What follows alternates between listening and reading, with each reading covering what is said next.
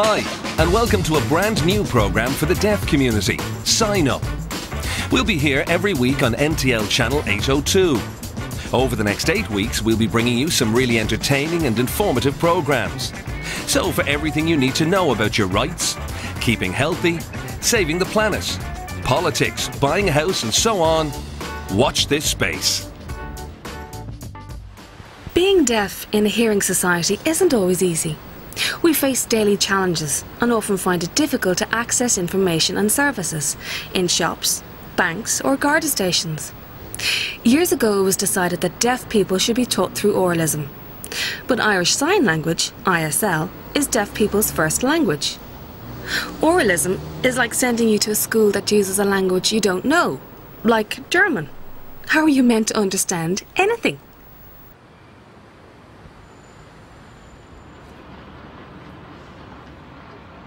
If you sometimes have difficulties reading or writing English, you're not alone. While 25% of the hearing community suffers from literacy issues, a massive 70 to 80% of deaf people don't feel confident when filling out a form, writing a letter, or reading a newspaper. Sign Up is a literacy programme, but it's not just about reading, writing and numbers. It's about general information that you might have difficulty accessing because it's in your second language, English. So, why is it so important to try and improve our literacy skills? Well, English is all around us. In newspapers, on posters, packages, instructions. Improving your English can improve your confidence and employment opportunities, and will better equip you for everyday things like helping your kids with their homework. Having access to more information makes it easier to become involved in society. In today's programme, we'll be talking about 4 really different topics. The first is the human body. Knowing what's going on inside us is really important, as it helps us to keep ourselves healthy. The second story is about equality. We've all been in situations where we feel we aren't really being treated equally, or we've been discriminated against. Why put up with it? I'll tell you how to stand up for your rights and how to make a complaint. For the third story, we'll hear from Deirdre Byrne-Dunn, who used the Irish Deaf Society's literacy service with great results, and Josephine O'Leary has a story of deaf success to share. And lastly, we'll be talking more about the differences between ISL and English. Don't go away, keep watching.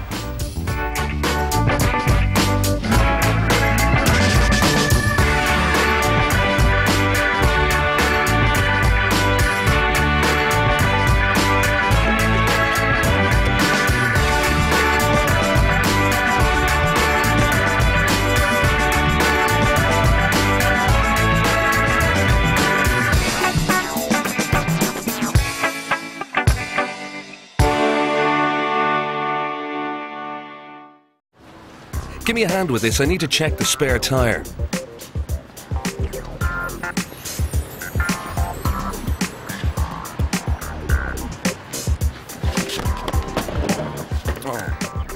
Oh, great. Come on, help me put it back together. But how do we know what bit goes where? I mean, it all looks the same to me. What's this? It's your stomach. Really? So this is where your food goes?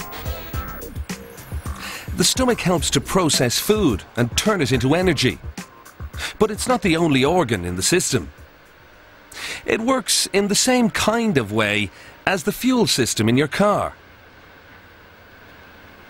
And the fuel goes through various processes before the car can run. In the body, it's known as the digestive system.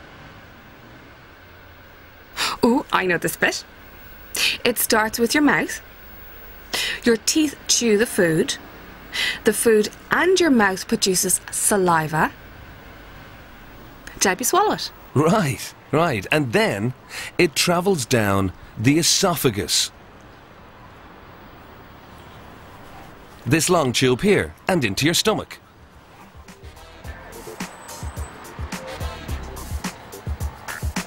Ta-da! Finished! Wait, we're not even nearly finished. Come on.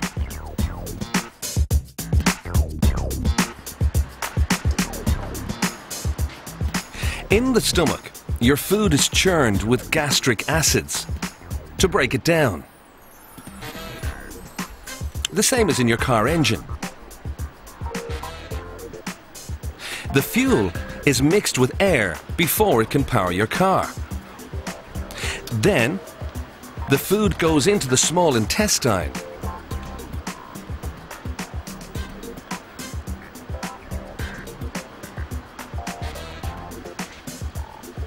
Which is more than 20 feet long. 20 feet?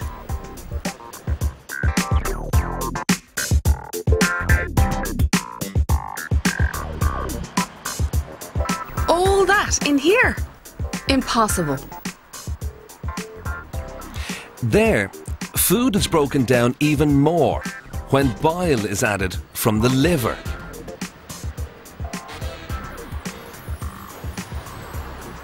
And enzymes from the pancreas.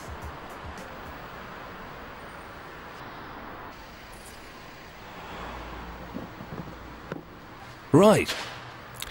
From the small intestine, the processed food gets absorbed into the bloodstream, so the energy, vitamins and minerals can get to the different parts of the body where they're needed. Anything that's not absorbed goes into the large intestine,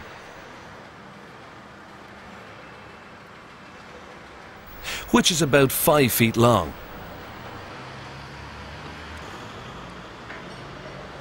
It absorbs any remaining water and then, well, you know what happens next.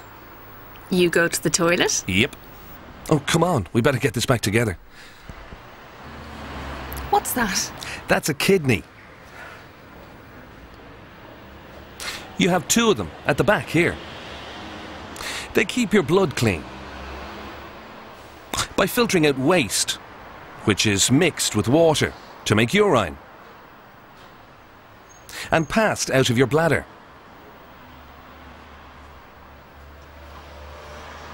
It goes at the back, right?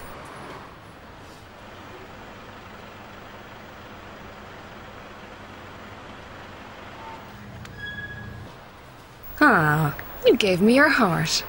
Yep. The heart is like a fuel pump. It pumps blood all around your body.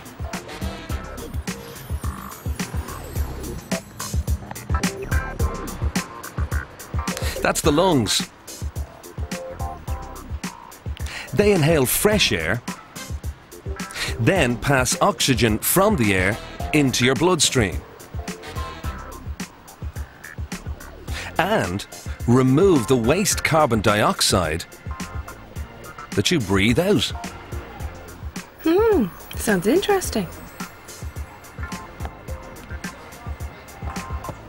What does this do? The liver helps to take the toxins out of your blood. So, works hard when you've been boozing all night. And also plays a role in digestion, like we saw.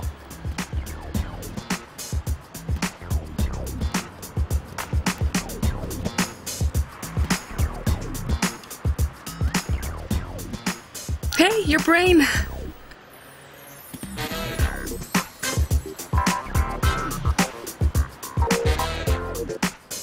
The brain is like the driver of your car, in that it tells your body what to do. It controls your body. It tells all the other parts of your body how to function, when to move, how to think, feel and act. Wow, this has made me realise how much is going on inside us. It must be really easy for something to go wrong. Yeah, that's why we need to look after ourselves. Like keeping your car maintained, We need to eat the right food, exercise and get checked out regularly. Right. I'm exhausted after that cup of tea. Love one.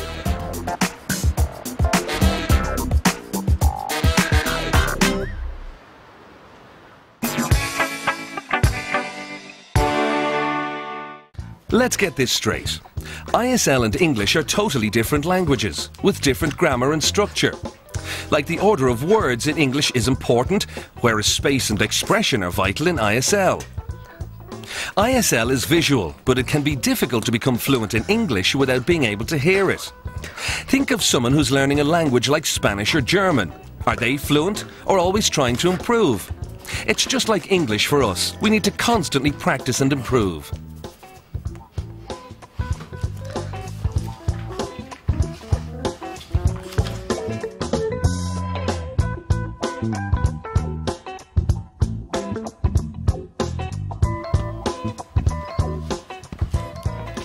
In this part of the show, we'll look at differences between ISL and English and some common grammar mistakes.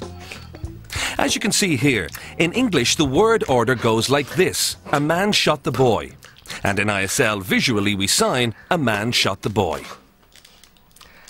With the second English example, the word order is the boy shot a man. And in ISL we'd sign, the boy shot a man. Okay? In the third example, man, boy, a shoot, makes no sense in English. But in ISL, we can translate it with our facial expressions, spatial awareness and placement. Can you see the difference between English and ISL? See you next week. When I left school, I had the reading age of a 10-year-old. My confidence was low. I hid behind ISL. I didn't feel confident writing a fax or using the minicom. I thought I was the only one with literacy difficulties. Eventually, a few of my friends joined a class taught by a deaf tutor to help us with English, and our confidence slowly increased. When I joined CDS, my confidence grew even more. Then I wanted to try for a degree, but instead someone suggested that I do an MPhil. I didn't think I could, but I got a place. Soon I was achieving similar grades to the other students, deaf and hearing, and my confidence got a real boost. I'm a different person now. We're just the same as our hearing peers. Any deaf person can do it.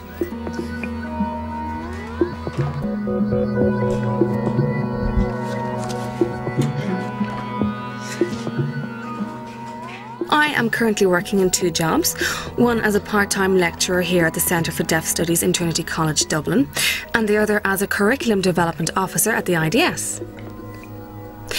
If you had asked me 10 years ago if I'd be able to do both jobs, I'd say no. It's all thanks to the English classes under DALS.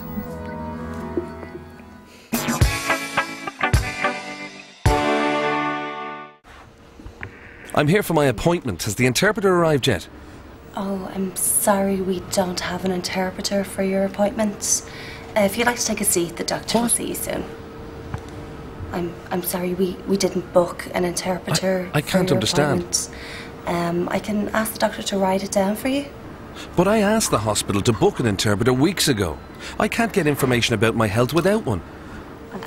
I'm sorry, there's nothing else I can do.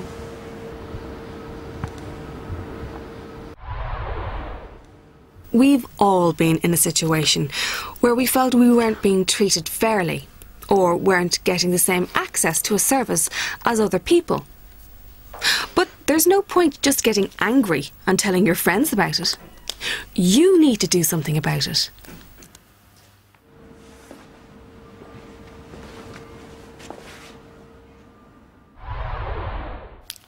Before I go on, I will explain 2 important words. Goods are things that we buy and sell. For example, clothes and cars. Services are things people do for us. For example, going to the health service, police station, restaurant, or hairdressers. There are 2 pieces of legislation or law. The Equal Status Act 2004 and the Disability Act 2005 that protect deaf people from being discriminated against and ensure that we can access both goods and services in the same way as everyone else. It's the Equality Authority's responsibility to ensure that discrimination doesn't happen and or is rectified if it does. The Equality Authority lists 9 grounds of discrimination. I'll explain more later. Deaf people are covered under disability.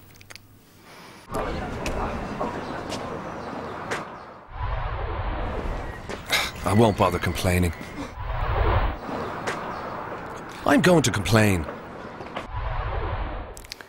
So, for example, if you find that you cannot access goods and services, which I explained earlier, places, for example, nightclubs, restaurants or hospitals,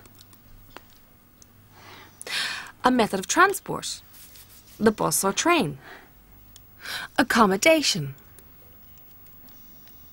like a house or flat, employment or education, because you are deaf and appropriate provisions haven't been put in place. That could be discrimination. You need to take action. Don't just sit around complaining. That's not going to change anything.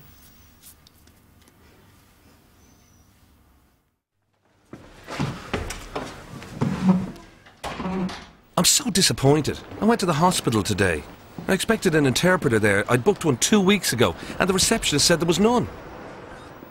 Discrimination doesn't just have to be because you're deaf. There are 9 categories of discrimination. I'll give you just 5 examples. If goods or services aren't made accessible to you because of, for example, your gender, which means whether you're a man, woman, or transgendered, your race, if you're black, white, Chinese or Indian, your age, if you're too young or too old, your religion, whether you're Catholic, Protestant or Muslim, or even your sexual orientation, which means if you're gay, lesbian, straight, bisexual. If you feel you've been discriminated against because of any of these, you could have grounds for a complaint. The receptionist's attitude was awful. She didn't even book the interpreter, nothing. No one around would help me, nothing.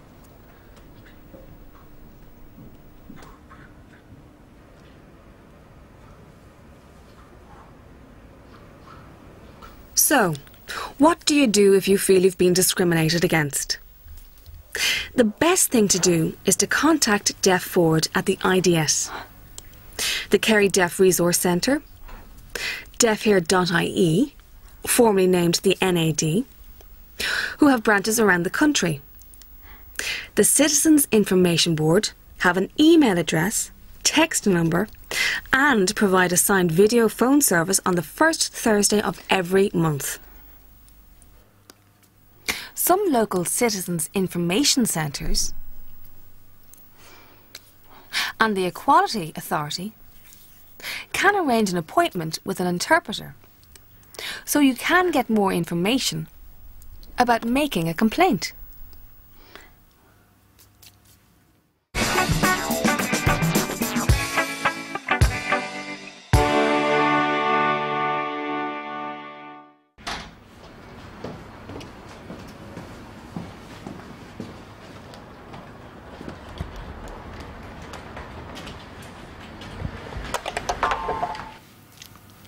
Remember that your case may not be straightforward discrimination. Large organisations or businesses, like a HSC-funded hospital, should have sufficient budgets to provide access to their services for deaf people, for example, through an interpreter. Whereas smaller businesses or shops may find it more difficult to provide access. For example, if a deaf person demanded an interpreter, they may not have the resources to provide one. But, regardless of budget, all services need to prove that they did everything possible to provide access. That's called reasonable accommodation and applies to anyone with a disability. I think I've been discriminated against, but I'm not sure. I want to make a complaint. Will you help me? If you feel you've been discriminated against, what should you do? For a start, you need to fill out an ES1 application form. If you're unsure of how to fill it out, organisations like Deaf Forward at the IDS, Deaf Here and KDRC will be happy to support you if they feel you have a case. It's important that you send this form to the person you feel discriminated against you within 2 months of the incident. If you send it more than 2 months after the incident, it's too late. It's also important that the person replies within the 2 months. When you send it, it's important to ask the person to send you a reply. The form looks like this.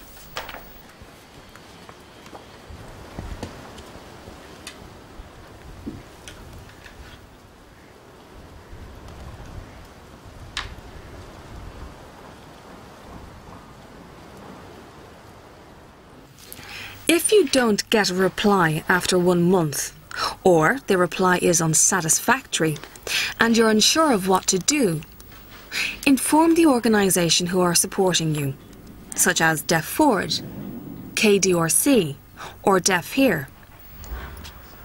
They will help you make an official complaint to the Equality Tribunal, a separate organisation to the Equality Authority. You will need to fill out an ES3 form, and this must be done within 6 months of the incident. The Equality Tribunal will contact the service that discriminated against you. Then it will be decided whether your case goes forward for mediation or investigation.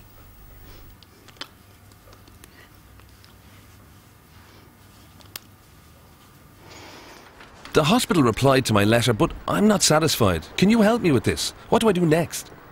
The next step is the ES3 form. Mediation is where both parties agree to meet privately with a trained mediation officer. They discuss the discrimination and come to an agreement. The outcome may be a settlement, or the service may agree to put something in place to stop the discrimination happening again. For example, providing interpreters or setting up a new text service.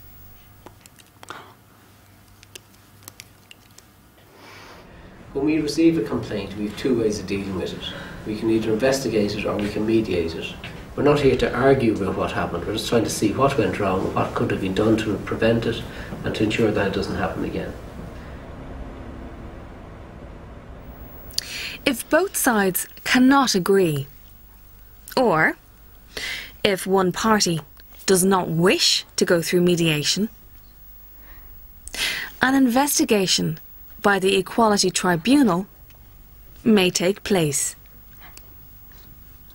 which is a little bit like a court hearing, but not as formal. Both sides make their case, and at the end of the hearing, an equality officer makes a decision, which is legally binding.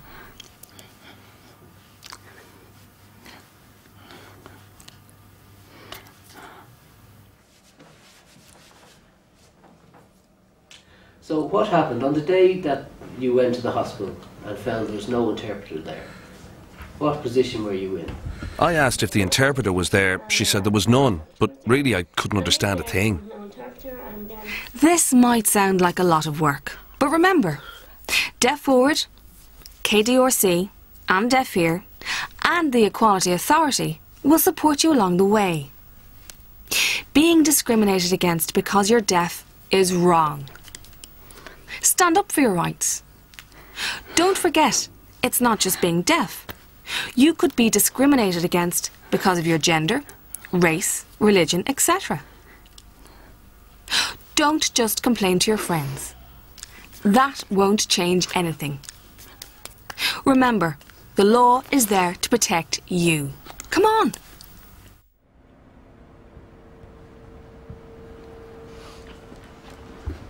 Is there an interpreter here? No, I'm sorry. Always the same. We have an interpreter for your appointment today. Great, thanks.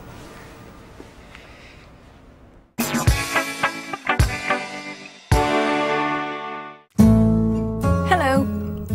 In this part of the programme, we bring you stories about deaf people from Ireland and around the world, from the present and the past, who have some pretty incredible achievements under their belts. Today's success story is Marley Matlin. Marley is a US actress who is the youngest woman, deaf or hearing, to ever win a Best Actress Oscar for her role in the film Children of a Lesser God. Marley studied criminal justice at university, but continued to act in TV programmes like CSI, ER, The West Wing, Desperate Housewives and other programmes. Marley says, "I have always resisted putting limitations on myself, both professionally and personally." She recently appeared in the hit US show Dancing with the Stars. That's all for today's sign up. If you'd like any more information about today's topics, go to www.deaf.ie. Don't forget the Irish Deaf Society provides literacy classes at different locations all over the country, on everything from driver theory to English to computers. Classes are free and through ISL. Contact the IDS for more information. We're back next week on NTL Channel 802 when Sarah Jane prepares for the driver theory test and Alvian gets all confused at the bank. See you then.